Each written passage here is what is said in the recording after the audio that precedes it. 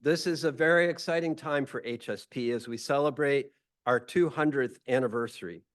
To do so, we are collaborating with community and cultural partners to highlight 5 key themes in our collections of nearly 22 million manuscripts, books, and works of art by organizing 5 exhibits and hosting 5 signature lectures throughout 2024.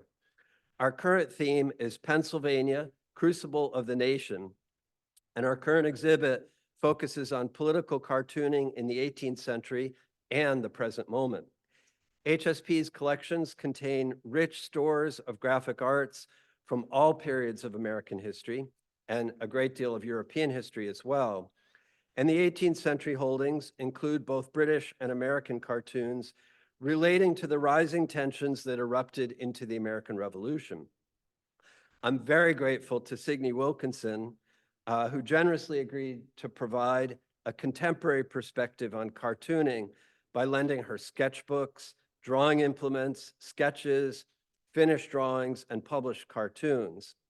Her themes, Philadelphia, women's issues, national elections, and founding principles, are both relevant today and resonant with their historical counterparts.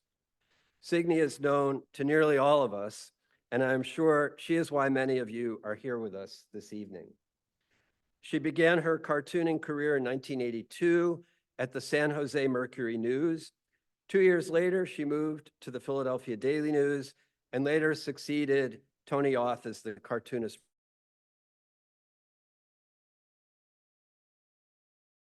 woman to win a Pulitzer Prize for editorial cartooning. She studied art at the Pennsylvania Academy of the Fine Arts, the Philadelphia College of Art, Moore College of Art, and also under the cartoonist Edward Sorrell. For those of you who are new to HSP, please sign up to our mailing list, or better yet, become a member so that we can continue to keep you informed about upcoming programs and events, and we will be very grateful for your support of our mission. After this evening's talk, we'll go to the first floor for refreshments and to be among the first to see the new exhibit, Cartoons as Political Speech in Colonial and Contemporary America. Please join me in welcoming our distinguished keynote speaker, Signe Wilkinson.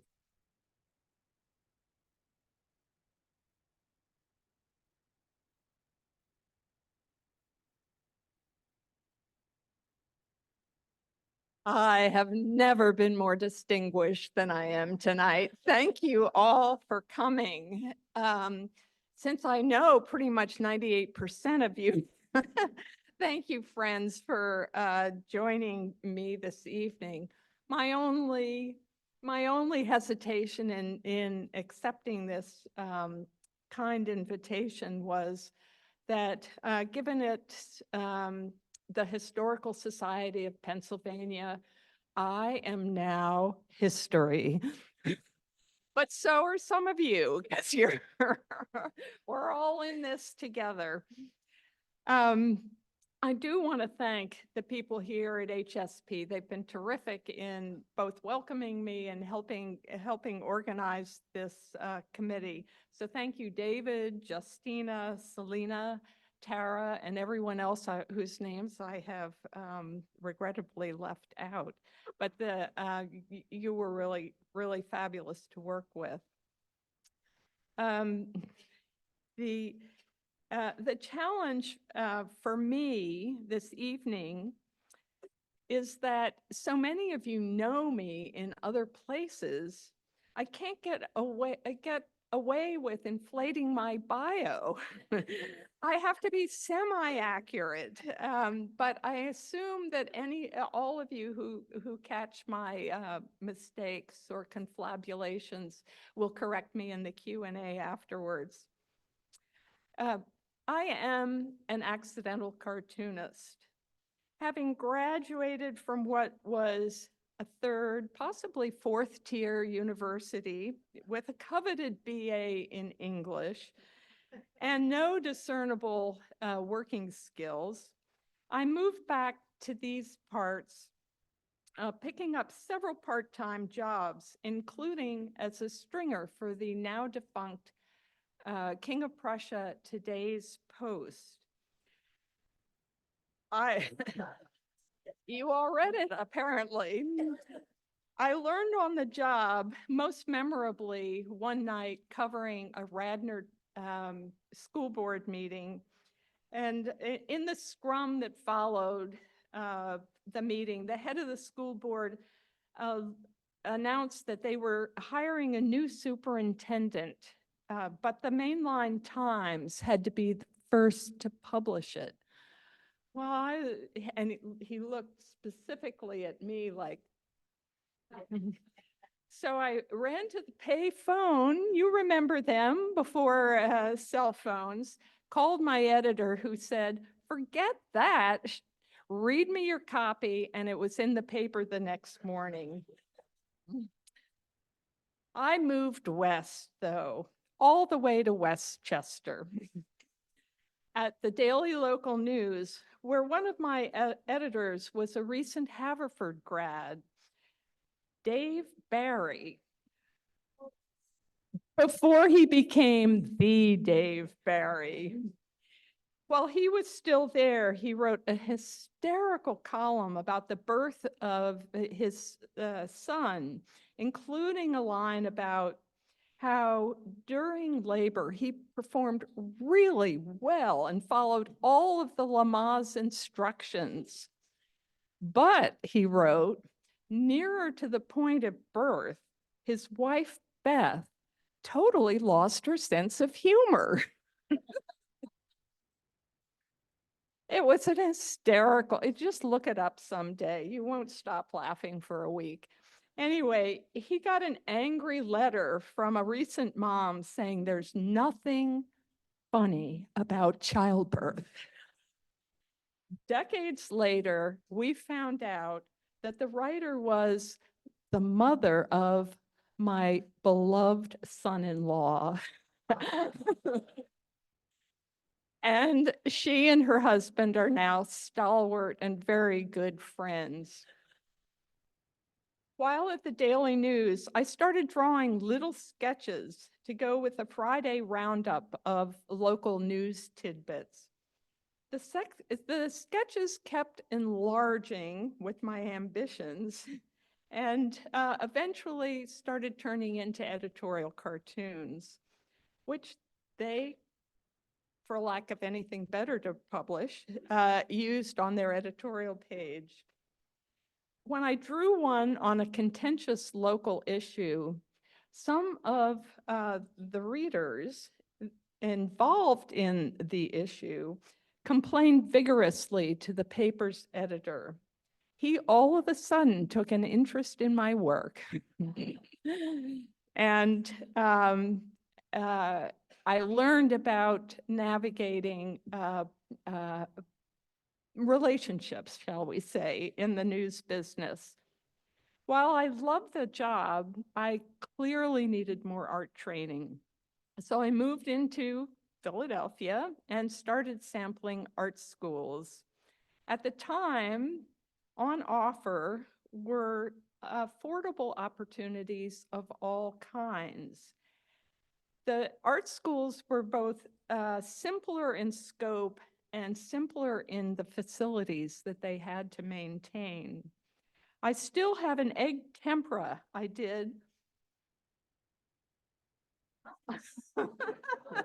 at the Philadelphia Academy of Fine Arts at night school. And a little worse for wear, I'm not an art conservator, let's put it.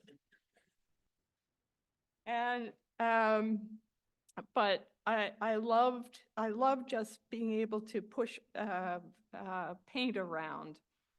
My next stop was enrolling at the Academy of Fine Arts part-time. My classrooms then were very serviceable, but they were still in the bowels of the main building. They hadn't built or occupied the next door building that they now have, and apparently are not able to fill with classes. So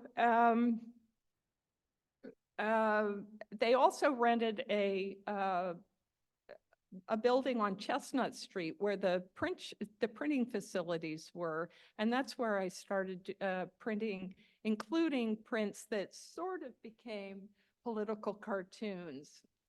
This is one of them from long ago, early in my career.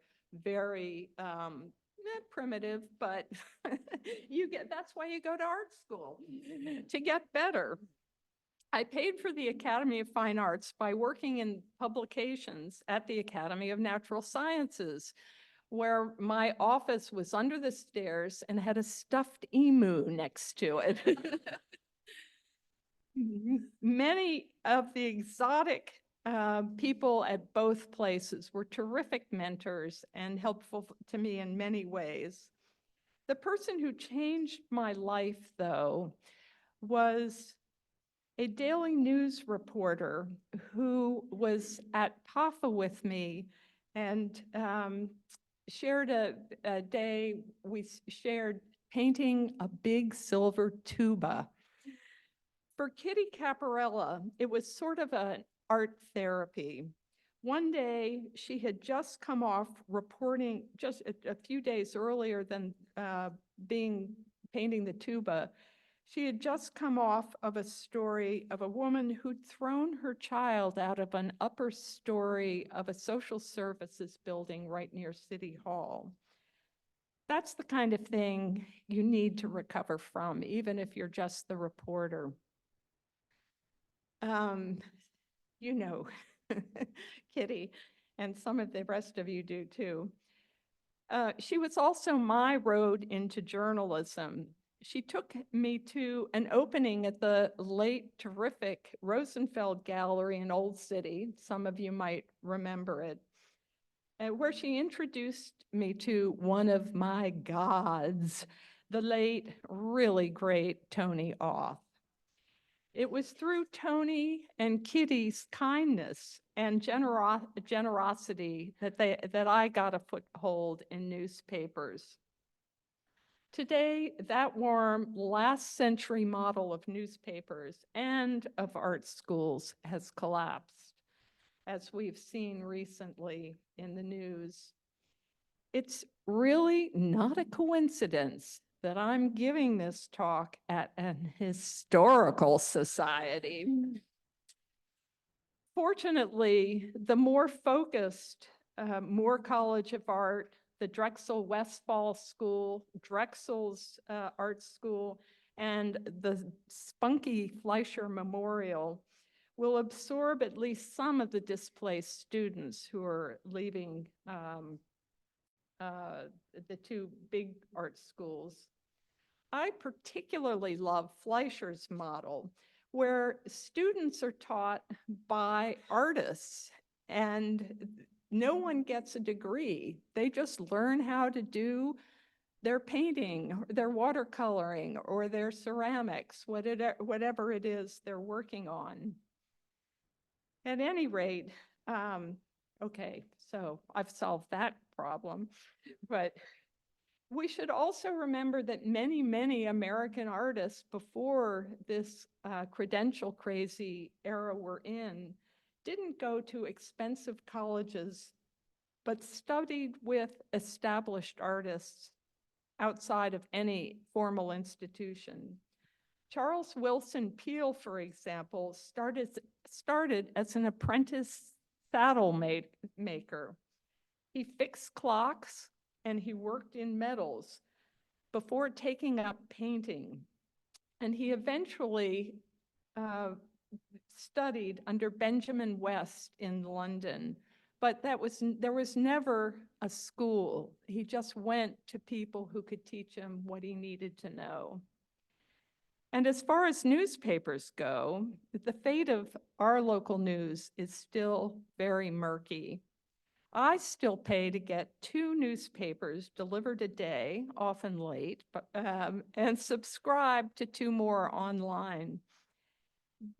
My beloved Philadelphia Daily News is now just the Inquirer reformatted in a tabloid form, but always take a look at its front page. The headlines are still by Joe Berkery, who is a genius at writing them. Even though neither paper currently has a full-time cartoonist, the Inquirer now does run the cartoons of 3 of us local cartoonists, so I am grateful for that. I hope you subscribe to all the papers you can, but just remember, your subscription supports local reporters reporting local news so that we locals have some idea about what's going on in our fabulous city. Personally, I can't live without them. And that just about wraps it up, except I have one more small piece of business. Is Jake Portella in the audience? No? Then I don't have a piece of business. Huh? Oh, Julia's here. Julia, please stand up. One of my most recent cartoons was about Bryce Harper helping propose to Julia that she should go to the prom with Jake, who isn't here. And I just wanted to let you know that I'm sending you the original of that cartoon.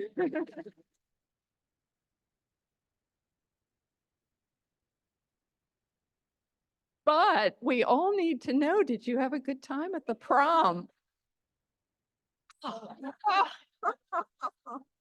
Oh, well, mazel tov. What? Oh, she said the prom is on Friday evening. So we all wish you well, and Jake too. Thank you for coming.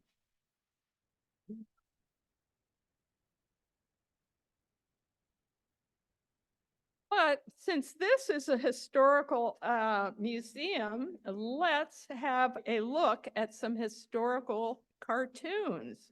They happen to have billions of them apparently in their in their files, but the ones downstairs are really, really interesting. So here I am going to be giving a very short history of cartooning.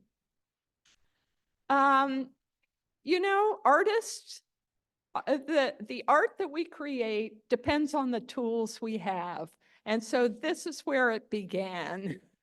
You get what you can paint.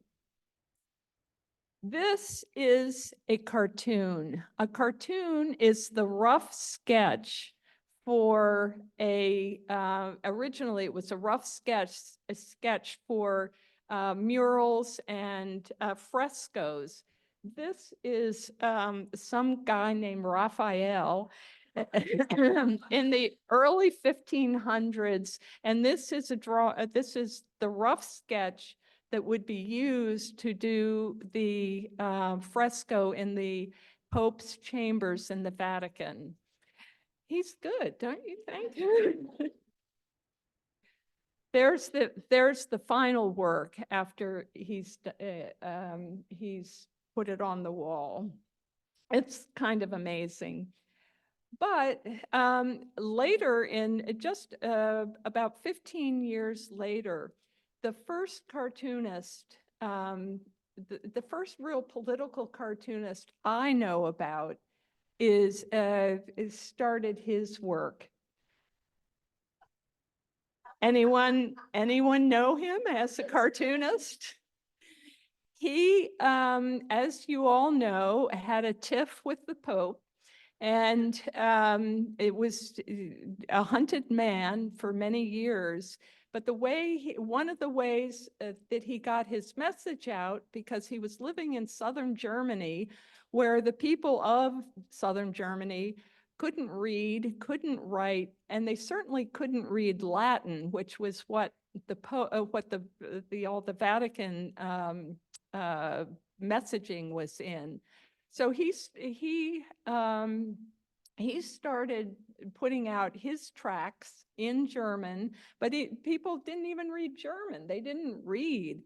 So he went to the artists in his area, including some very well-known names, and had them do etchings. This is a bunch of German peasants farting in the face of the Pope.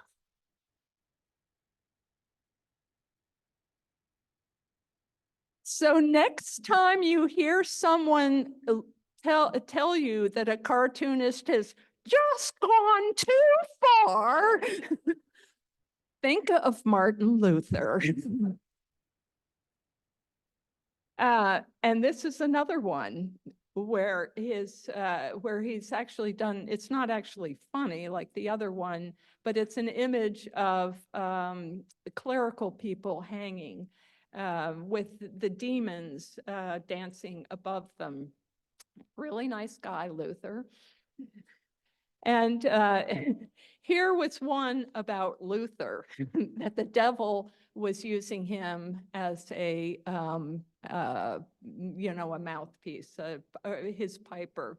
So, it's not new that people use art and imagery to make a point, even kind of mean points. But, when the stakes are big, the images get big too. Whoops. This is, or we're skipping forward several centuries. This is British late 1700s with a fantastic cartoonist who, of course, since I'm old, I'm going to forget his name, but you'll all know it when I finally remember it. This is the Duke of North and his lady friend. And one of the points I like to make is that cartooning changes with the technology that cartoonists have. And the first one was with Luther was the etching, a very simple etching. This is lithography. And there weren't newspapers as we know them today, but they would make many copies of this print and then sell them in bookshops. So you could buy this print in a bookshop. And it's such a great print or a great image that one of the local or one of the contemporary cartoonists in England today just picked up on it while thinking of Donald Trump.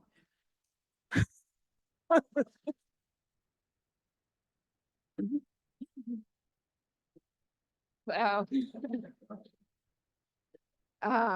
I'm blushing. I can't believe you all found that funny. What kind of audience are you? So we'll just go forward a little bit. And this is another technology, obviously. It was wood block here in Philadelphia, Benjamin Franklin, down the street.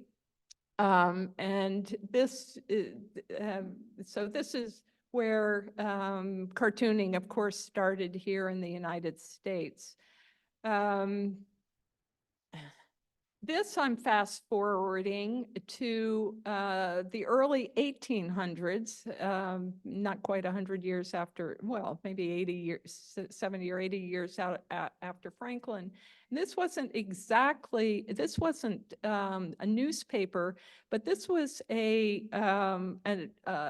guy who came from England and came to Philadelphia and did these satiric drawings and cartoons about Philadelphians. And you have to look them up because they are very insulting and we should all take umbrage. And this one is particular, I show it just to show what was okay to show about an African American. This is making fun, the writing is all in the back, it's making fun of her speech. And clearly saying, she's all dressed up and trying to be fancy. But he was equal opportunity. He did this about us Quakers. How boring. And the text underneath it is this painful exchange between two people who are supposed to be in love with each other, and they can't actually express themselves. So he went after everybody, but it was still, you have to get used to the fact that we didn't have political correctness wasn't part of the equation. Now we get to the mid 1800s with the great Thomas Nast, who was himself German, immigrant and landed in New York City and started in the newspapers there, which were more like our newspapers. They printed many copies. So again, the technology changes so that it can be, so that an image can be reproduced multiple times over the course of just one day, and get it out to many people. Nast was a genius, but controversial. You'll be surprised to know. Oh, I just have to say, now he's making fun of a rich guy on Wall Street, right? With the diamond stick pin, and look at the clothes and the big stomach. He had people to work with. Modern cartoonists have plutocrats who look like this. How could you tell he was any different from some kid at Julia's school? And he's worth billions. Oh my gosh. All right. So this was another Nast cartoon about Boss Tweed, who was a very powerful politician in New York City, and he was really a defender of not the white gloved New Yorkers, but the immigrants who came. And Nast, being an immigrant himself, still did not love the man, as you can see here. And Nast hated the fact that Catholic clergy was coming, because he came from southern Germany, where, as we saw from the previous slides, the battle between Protestants and Catholics was, I mean, the wars killed millions of people after Luther. So he did not want to see that take place in the United States. So Nast, too, it has what some people consider a bad background. And some people were so upset that when they tried to name a rest stop on the New Jersey Turnpike for Thomas Nast, local Catholics in particular, but others, protested so vehemently that it is not named the Thomas Nast rest stop. I am sure actually Thomas Nast is relieved. But this is one, I mean, they call him, or some people call him a racist for that one, for various reasons, but he was a staunch supporter of Lincoln and the war. Lincoln called him my best recruiting sergeant. And this is an image of the Ku Klux Klan on the right and the Southern soldiers shaking hands over the stooped bodies of African Americans. And he was totally for the Union cause and against that kind of activity. This one was done just like 2.5 weeks after Lincoln issued the Emancipation Proclamation, and it is a tour de force of drawing and etching. On the left-hand side are pictures of the horrible conditions that Blacks lived in the South before the Civil War. And on the right, he drew pictures of happy Black families sending their kids to school and enjoying the fruits that America had promised. And then in the middle is this beautiful image of a Black family together, eating together and just having a normal family life. Is that too much to ask? And then, of course, Lincoln in the little silhouette below. I mean, Nast was just a genius. This is fast forward to Pennsylvania politics in the early 1900s. It was Governor Pennypacker was did not like the cartoonists that did things about him. So this is one where Pennypacker is somebody's the cat is smooching up to him, and he's the sort of bird up above, and he hated the cartoonists, so he forbade them, and he forbade them from drawing politicians as animals or birds. Well, cartoonists struck back. Here he is as a turnip, a beer stein, a tree, and a thistle, among other things. So life goes on. This is Lou Rogers, who was one of the many women who came out of the closet to start drawing cartoons in the 1910s up till the Equal Rights or the Women's Rights Amendment. And here she is vacuuming up old fogey ideas about women. There are apparently like about 20 women who no one knows or remembers today, but I have a book on them, who did cartoons for all sorts of publications. This one was Give Women the Vote, We Need It, and those are actually Cupid dolls, which were created by Rose O'Neill at that time. And she used them for this pro-women's rights cartoon. Rosie O'Neill was the richest woman in America, self-made woman, because of those Cupid dolls. Okay, so this is right before World War I, a political cartoon. Shop early to avoid the crush, and that's the god of war, with everyone rushing in to buy things, armaments and whatnot from him. I won't go on too, and this is another one. This is very the Union, the American and the European side as the war, World War I kept getting closer and closer. So I'm just going to skip forward. There are many, many mid-century cartoonists I could spend all night entertaining you with, but go look them up. I'm going to fast forward to me.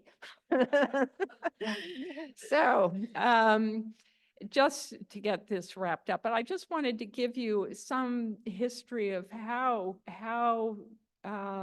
cartoons were made. This again is, these were printed, but they were etched and engraved either on stone or on metal. Was something that we do not do today, you'll be surprised to know. This was one of my first cartoons at the San Jose Mercury News, when the whole equal pay. How can you compare what we do? Look how much heavier my load is than yours. You'll be glad to know ladies, we're up to about 63 cents on the dollar now. So it wouldn't be so graphically interesting. This is an early one. Who could possibly understand you better than we can? That's the Pennsylvania State Senate offering an abortion control act. These are my early cartoons. You'll see I get better. This was when when the Union League decided to let women in. Now, again, on technology, you see how I had to indicate a black skin. I had little lines. Well, it was because the photographer or the printing at the time, this is like in the late 1980s or 1990 or so, it would not pick up halftones, or if you did a wash, it would not pick up the wash. So you had to have black lines. Well, my friend David Williams, who my old editor who is here knows, we called him David X. Williams because he was always coming up and complaining about one thing or another. But I mean, we're great friends, but he is blunt. At any rate, he came up to me one day at the Daily News and said, "Look at my face." So, yeah, what's the matter with your face? He said, "Do you see little black lines on it?" So, oh, well, he's got a point. And so I did start using, they had like film that you could put on to have little dots that would indicate shading. But technology oh, and by the way, a cartoon like this, I would draw the cartoon. Frank Poneteri from the engraving department would come up and take the cartoon. He'd take it to a photographer. The photographer would take a photo of the cartoon and turn it into a Velox that would then be taken by somebody else to the guy who was laying out a long page of type. He'd cut it out and put that on the page with all the other type.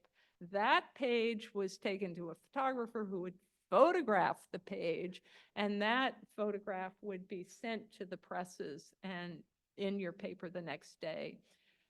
By the time I left, it was me drawing, scanning, hitting a button, and sending it directly to the paper, to the presses. That's how much technology has changed just in my lifetime. And thank God I'm not going to be around much longer because I have no idea what I'm doing online. So this was in the early 1990s, Arlen Specter and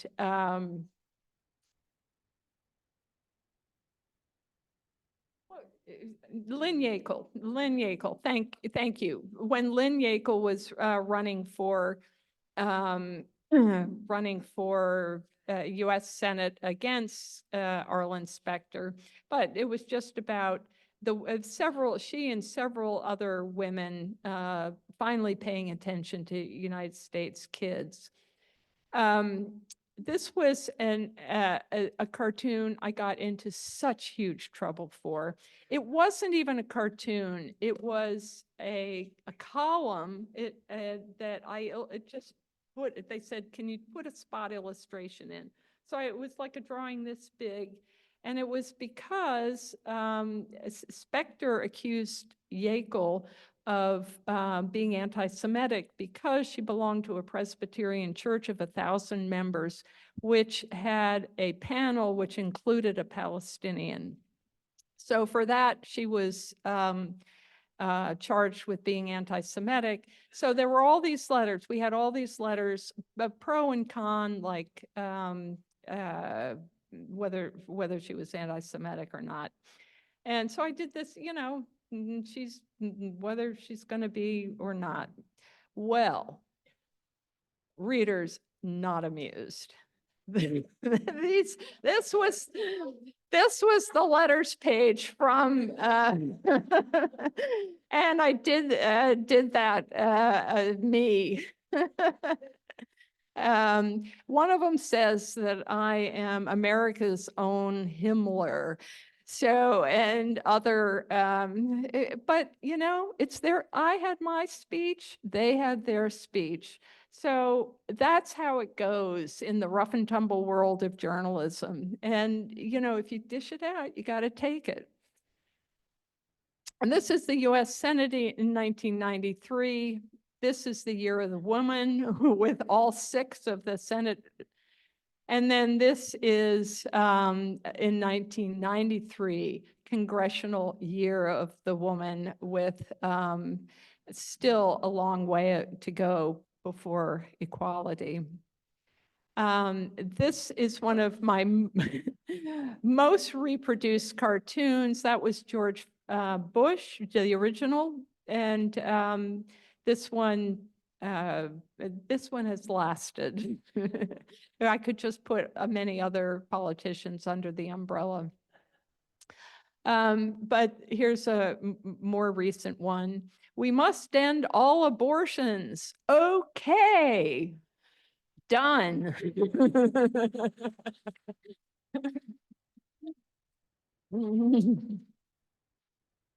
So with that, that's this one I did when Ruth Bader Ginsburg died. It was a Friday night. It was announced like at about 7:30 or 8 at night. I was at my daughter's house. We were having dinner, but it was one of those things that just, you know, it's just like a stab in the heart, because you knew what was going to happen next was not going to be fun. And so I did a rough sketch then, and I went home, did a rough sketch, and drew a rough of it, sent it out on the internet to social media, then did this cartoon, which they held the paper for that, and my editor wrote a new editorial for Sunday, for the Sunday paper, and it was in the Sunday paper. So, you know, like maybe 18 hours after the event. And again, that's just the miracle of modern technology. I don't want to beat up on this guy anymore, but so this cartoon, it doesn't matter where he is. This is just what he does. He comes someplace and leaves things in flames. Any rate, but this is woke Philadelphia wakes up to the gun violence, and defund the police went down as the murders went up. And Philadelphia measures wind speed by how fast the trash is flowing. Today was trash day in my neighborhood, and I can attest that this is still true. So this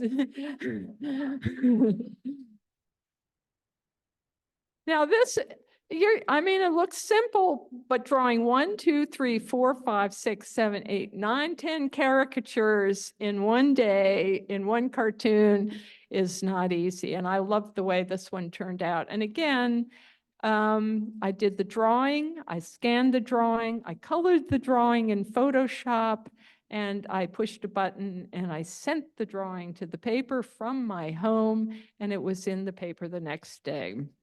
So I will end with this, that we are the red states, we're the blue states, and we are still, let us remain so, the United States. Thank you very much.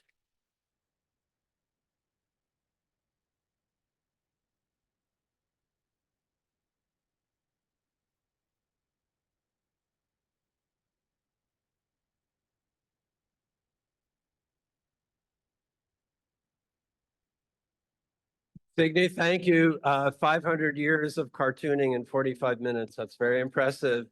Efficiency is one of the job skills of a cartoonist. So we have time for a few questions. I'm sure you have many.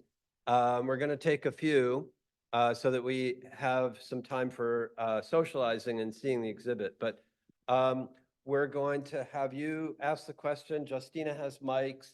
And we're going to ask Signe to paraphrase for our guests online in case. No, we don't need that? Okay, we're going to be fine. So does anyone have a question? I'm going to get out of the way. Signe, thank you so much, and we're going to hear from you more. And, No.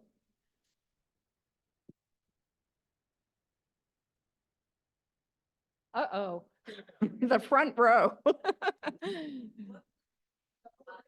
Oh, wait a minute. She has the, sorry, next to you. Okay. Go. What do you enjoy about your work?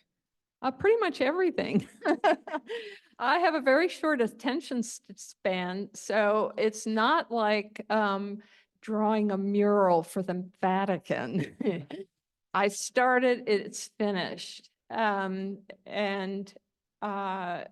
It's just, I like and I like being able to try to capture something about our world, our society, in a short image rather than many words. So yeah, I mean, it suits me.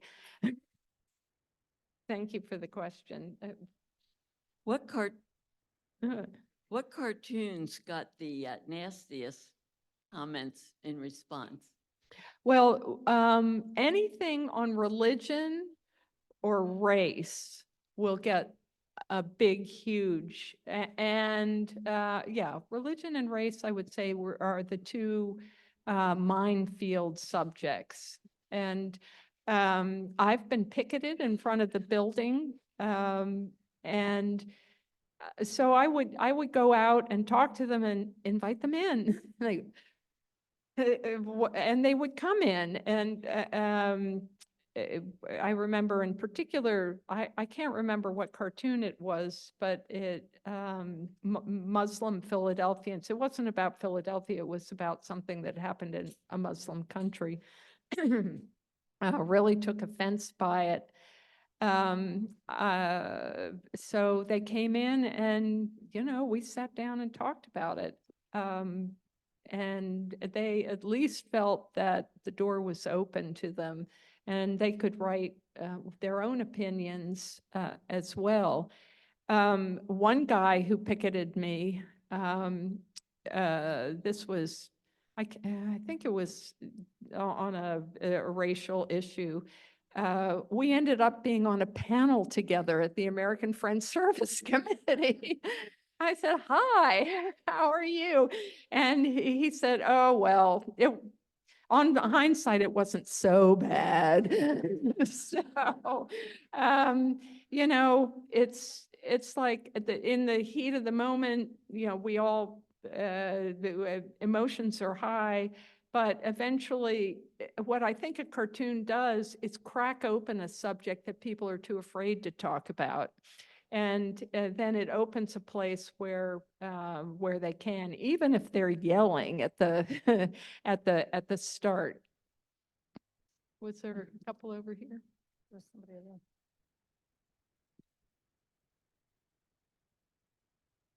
Hi, Signe. Like all great cartoonists, you have a really distinctive style and look. And I'm wondering, and we could see some of it evolving, Yeah. but I think the origins were still there. And I'm wondering, did you try on different looks, if you will, just to sort of, or did this what came out? And it's kind of what came out. And in the introduction, it said it named several places where I'd gone to school and which had helped me, and also mentioned the cartoonist Ed Sorel, whose work I absolutely adored. He's a New York cartoonist whose work appeared in The Nation magazine and in Esquire magazine and all the New York newspapers and magazines. He was not a syndicated editorial cartoonist, but his work, it just spoke to me. I loved it. And I once took my meager portfolio, and he had a studio sort of catty corner to Bloomingdale's this is some time ago, so it was not a fashionable district then, up a couple flights in this little building. And I sort of like abandon hope, all ye who enter here. But I got to his door and knocked, and he let me in. I put down some of my cartoons, and he said, "So this is what cartooning has come to in the latter part of the 20th century." But then he said, "Oh, okay. Well, if you're going to draw a cartoon, just give me," he put a piece of like opaque paper down, and he said, "If you're going to draw a lamp, draw a goddamn lamp." And he took my spindly little lamp and he moved it way into the upper foreground. So it gave the whole little scene that are this big depth and interest. And he was fantastic. It was like having a tutorial by God, as far as I'm concerned. So yeah, he was a big influence.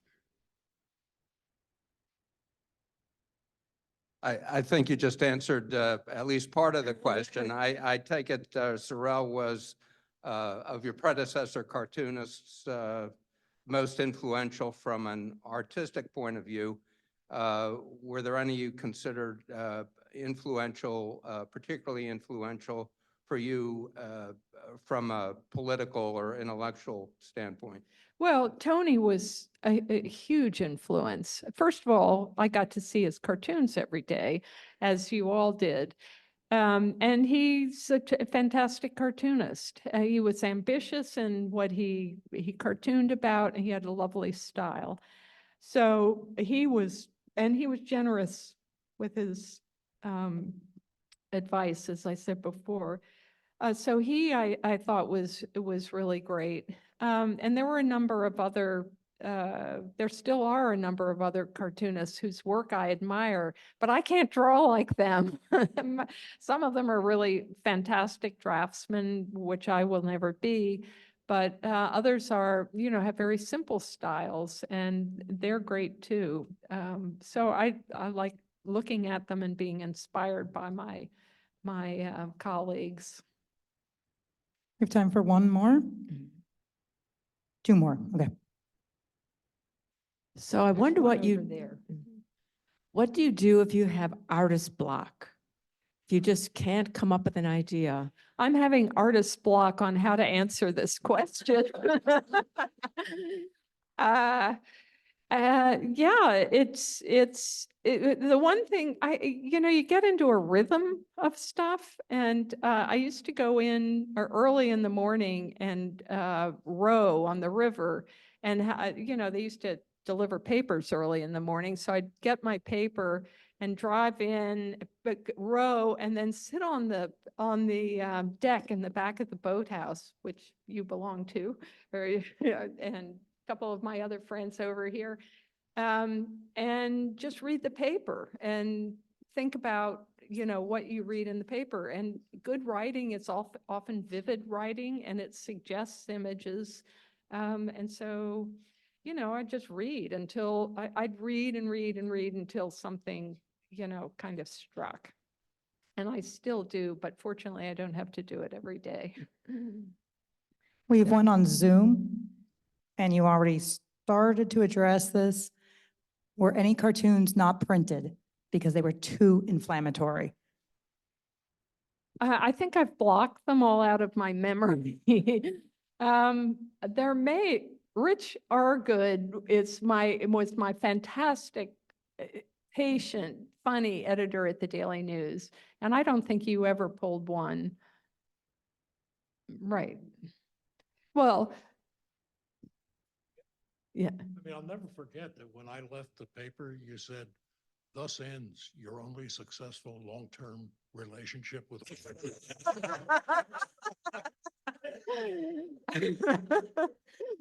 Well, it's still going on, as you can see.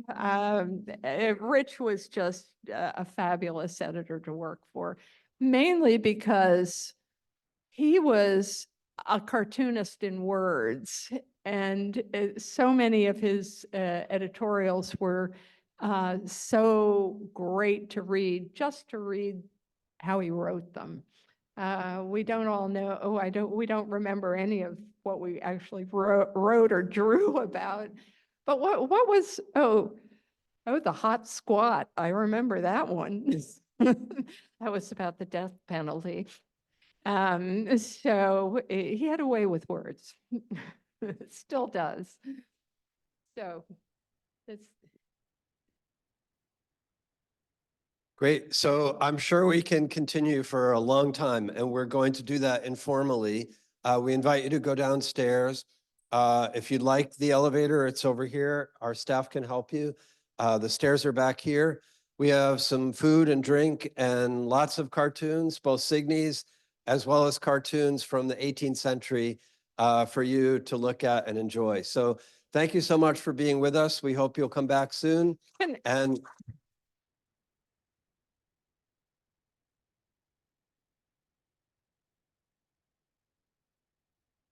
And Signe, thanks for being such a great partner in this project, and we look forward to spending the evening with you. and can I just say thank you to all my friends here? I mean, you guys are patient. And I love you all. Thank you.